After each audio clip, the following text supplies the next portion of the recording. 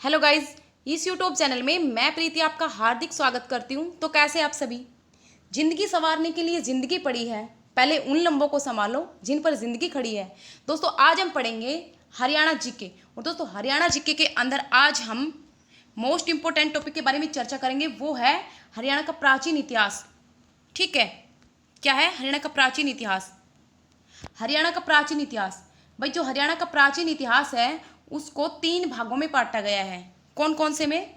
Number 1 है प्रागैतिहासिक काल, नंबर 2 है आधे ऐतिहासिक काल और नंबर 3 है ऐतिहासिक काल।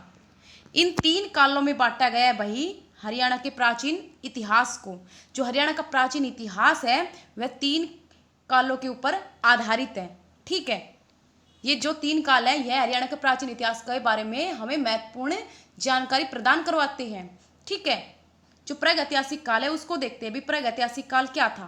तो वही प्रागैतिहासिक काल जिस काल का लिखित विवरण प्राप्त नहीं है। जो प्रागैतिहासिक काल है भाई उसका कोई भी लिखित उपकरण या साक्ष्य हमें आज तक प्राप्त नहीं हो पाया है। ठीक है, और इस काल को 3 भागों में विभाजित किया गया है। ठीक है, कौन कौन से भागों में?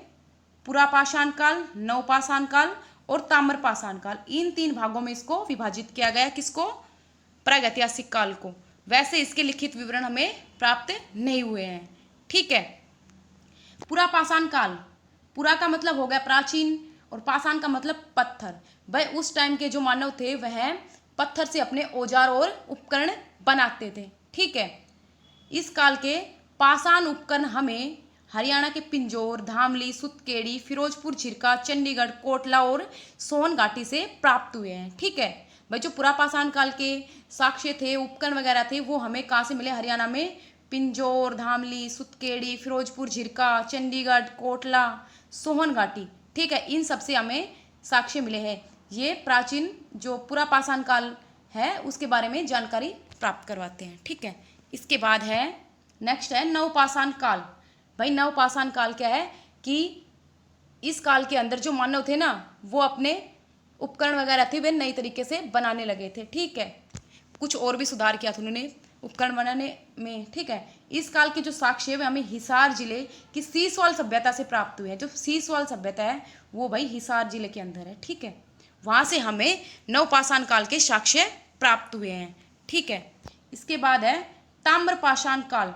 ताम्रपाषाण, ताम्र मतलब तांबा। ठीक है, और इस काल के अंदर तांबे के औजार और उपकरण बनाए जाते थे। ठीक है, और इसके साक्ष्य हमें रोहतक और हिसार से प्राप्त हुए हैं। रोहतक और हिसार से। ठीक है, क्या क्या प्राप्त हुए हैं? ताम्रकालीन औजार और मुद्राएं। ठीक है, उस टाइम का जो मानव था वह ताम्रकालीन मुद्रा और औजार बनाने लगा था। ठीक है, और उसके साक्ष्य हमें हिसार और रोहतक से मिले हैं। यह ताम्रकाल के बारे में जानकारी देते हैं। ठीक है, इसके बाद नेक्स्ट करते हैं आधे ऐतिहासिक काल। जो दूसरा भाग है इसका वो है आधे ऐतिहासिक काल, जिस काल के लिखित विवरण को पढ़ा नहीं जा सकता। ठीक है, जो आधे ऐतिहासिक काल है ना भाई, इस काल के लिखित विवरण तो प्राप्त हो गए थे। ठीक है, कि भाई उस काल के बारे में जो कुछ भी था वो लिखित विवरण तो प्राप्त हो गए, बट उनको पढ़ा नहीं जा सका। ठीक है, तो भाई इस काल के अंदर आती है सीसवाल सभ्यता। जो सीसवाल सभ्यता ना हिसार के अंदर, कहाँ है? हिसार के अंदर, यह इसी काल के अंदर आती है। ठीक है, और सीसवाल सभ्यता की खोज 1868 में डॉक्टर सूरजभान ने की थी। किन्होंने की थी? डॉक्टर सूरजभान ने 1868 में सीसवाल सभ्यता की। और सीसवाल सभ्यता कहाँ है? तो यह हिसार के अंदर। ठीक है, और ये आधे ऐतिहासिक काल के अंतर्गत ही आती है। ठीक है, अब तक 29 स्थलों का पता लगाया जा चुका है। ठीक है, और कृषक संस्कृति जो आधे ऐतिहासिक काल है ना, इसको कृषक संस्कृति के नाम से भी जाना जाता है, क्योंकि उस टाइम का जो मानव था वह धीरे धीरे कृषि करने लगा था। ठीक है, इसलिए इसको कृषि संस्कृति के नाम से भी जाना जाता है। जो आधे ऐतिहासिक काल है उस काल के लिखित विवरण तो प्राप्त है बट उनको पढ़ा नहीं जा सकता। ठीक है, और इसी के अंदर आती है सीसवाल सभ्यता। ठीक है, ये हिसार के अंदर है। इसकी खोज 1868 में डॉक्टर सूरजभान ने की थी और अब तक 29 स्थलों का पता लगाया जा चुका है। और आधे ऐतिहासिक काल को ही कृषक संस्कृति के नाम से भी जाना जाता है। ठीक है, और वे आधे ऐतिहासिक काल के अंदर ही आते हैं हड़प्पा सभ्यता से संबंधित स्थल। जो हड़प्पा सभ्यता है उससे संबंधित स्थल हरियाणा के अंदर कौन कौन से हैं? तो नंबर 1 है राखी गढ़ी। भाई राखी गढ़ी है वह हिसार के अंदर। सबसे पहले मैं आपको बता दूं, जो राखी गढ़ी वह हिसार के अंदर है, ठीक है। और ये कहाँ पर स्थित है, तो ये दृष्टवती नदी के दाएं तट पर स्थित है, ठीक है। जो दृष्टवती नदी है उसके दाएं तट पर स्थित है राखी गढ़ी। और दूसरा बड़ा पुरा स्थल, हड़प्पा सभ्यता का दूसरा बड़ा पुरा स्थल है यह राखी गढ़ी, ठीक है। सबसे बड़ा तो है हड़प्पा और दूसरा है राखी गढ़ी जो हरियाणा के अंदर स्थित है, ठीक है। और इसकी खोज या फिर उत्खनन कार्य किसने किया था, तो इसका उत्खनन कार्य किया था अमरेंद्र नाथ ने। 1997 से 2000 तक इसका उत्खनन कार्य हुआ था, ठीक है। किनके द्वारा, अमरेंद्र नाथ के द्वारा, ठीक है। इसके बाद है बनावली। बनावली तो भाई बनावली है फतेहाबाद के अंदर, कहाँ है, फतेहाबाद के अंदर, ठीक है। और बनावली की खुदाई का कार्य किया था RS बिष्ट ने 1976 में। जो बनावली थी उसकी खुदाई का कार्य किन्होंने किया था, RS बिष्ट ने 1976 में, ठीक है। और बनावली से हमें एक विचित्र पशु की मूर्ति मिली है भाई, एक विचित्र सा पशु मिला है जिसको देखकर पता ही नहीं जा सकता कि वो पशु कौन सा है, ठीक है। उसका सर कुछ और है, हाथ पैर कुछ और है, अजीब सा पशु है, उसकी मूर्ति हमें वहाँ से मिली है, ठीक है। कहाँ से, बनावली फतेहाबाद से। इसके बाद अन्य स्थल, हरियाणा में और कौन कौन से स्थल मिले हैं हमें हड़प्पा सभ्यता संबंधित, मिथ्याथल। मिथ्याथल ये भिवानी से मिला है हमें, ठीक है। कुनाल है फतेहाबाद में, भिड़ाना फतेहाबाद में, बनावली फतेहाबाद में, भगवानपुर कुरुक्षेत्र में, ठीक है। ये भी बहुत इंपॉर्टेंट है, इनको भी याद कर लेना। इसके बाद है नेक्स्ट हाकड़ा संस्कृति। जो भी हाकड़ा संस्कृति है ना, यह हड़प्पा संस्कृति है उससे भी प्राचीन है, ठीक है। जो हड़प्पा संस्कृति है, हड़प्पा सभ्यता है उससे भी प्राचीन है हाकड़ा संस्कृति, ठीक है। और यह आद्य इतिहास काल के अंदर आती है, ठीक है। इसके साक्ष्य हाकड़ा नदी से प्राप्त हुए हैं, ठीक है। जो हाकड़ा संस्कृति है उसके साक्ष्य में हाकड़ा नदी से प्राप्त हुए हैं। और हाकड़ा नदी आपको मैं बता दूं, हाकड़ा नदी घग्गर नदी का दूसरा नाम है भाई, ठीक है। कौन सी नदी का, घग्गर नदी का ही दूसरा नाम है हाकड़ा नदी। और घग्गर नदी को पाकिस्तान में कहते हैं हाकड़ा, ठीक है। हरियाणा में तो नहीं बोलते, ठीक है, पाकिस्तान में बोलते हैं इसको हाकड़ा, ठीक है। घग्गर नदी को कृषि समुदाय के विकास को बताती है, ठीक है। जो हाकड़ा संस्कृति है कृषि समुदाय के विकास को बताती है, ठीक है। वहां से हमें कृषि समुदाय के साक्ष्य प्राप्त हुए हैं, ठीक है। और इसके साक्ष्य हमें कहाँ से मिले, हरियाणा में। तो हरियाणा में पूछे तो कुनाल से, ठीक है। कहाँ से, कुनाल। और कुनाल कहाँ है, तो कुनाल है भाई फतेहाबाद के अंदर, कहाँ है, फतेहाबाद के अंदर स्थित है कुनाल, हरियाणा के फतेहाबाद के अंदर। तो ऐसे भी क्वेश्चन पूछा जा सकता है कि हाकड़ा संस्कृति के साक्ष्य हरियाणा में हमें कहाँ से मिले हैं, तो वो मिले हमें कुनाल से, कुनाल है फतेहाबाद के अंदर, ठीक है। और भाई जो हाकड़ा है, हाकड़ा नदी है, उस नदी का दूसरा नाम क्या है, तो उस नदी का दूसरा नाम है घग्गर नदी। और जो घग्गर नदी है उसी को ही पाकिस्तान के अंदर हाकड़ा नदी के नाम से जाना जाता है, ठीक है। इसके बाद है तीसरा है हमारा, तीसरा है भाई, ठीक है, ऐतिहासिक काल। ऐतिहासिक काल क्या है, जिस काल का लिखित विवरण पढ़ा जा सकता है। भाई जो ऐतिहासिक काल एक ऐसा काल है जिस काल के लिखित विवरण भी प्राप्त है और उनको पढ़ा भी जा चुका है, ठीक है। उस काल को ऐतिहासिक काल कहते हैं। और इस काल के इतिहास, जो ऐतिहासिक काल है, इस काल के विवरण क्या है, तो इस काल के विवरण है ऋग्वेद, ठीक है। जो ऋग्वेद है वह ऋग्वेद पुराना है 1500 से 1000 ईसा पूर्व पुराना है ऋग्वेद, ठीक है। ऐसा माना जाता है कि मनु बैसवत, जो मनु बैसवत थे ना, वह आर्यों के प्रथम पराक्रमी राजा थे। कौन, मनु बैसवत, ठीक है। और इनके 4 पुत्र थे, कितने, 4 पुत्र थे। एक तो था इक्ष्वाकु, दूसरा परंशु, तीसरा सुदुमन और चौथा था शर्यति।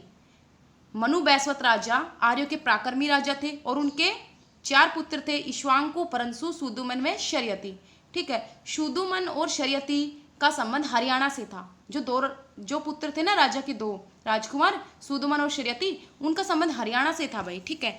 जो सुदुमन था उनका संबंध था हरियाणा के अंबाला और कुरुक्षेत्र जिलों से, ठीक है, अंबाला और कुरुक्षेत्र से।